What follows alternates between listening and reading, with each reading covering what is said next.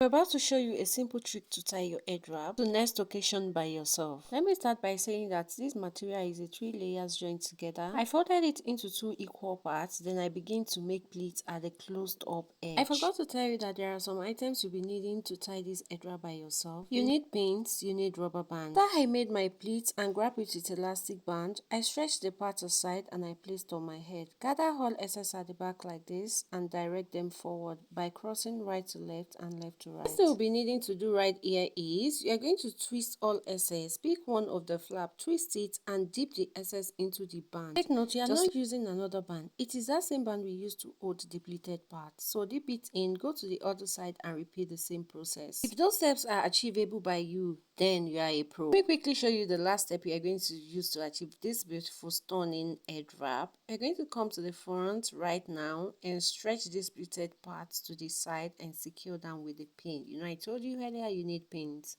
Now, here is where it is needed. You need like 3 to 4 pins for this area. So you're going to match this one. This one, we have excess. You're going to stretch it out to meet the splitted parts, secure them together, direct another angle down and secure. All securable, secure them with pins and we have this loop. If me asks you, does this worth watching and wasting your data on? Let me know in the comments and I will see you soon.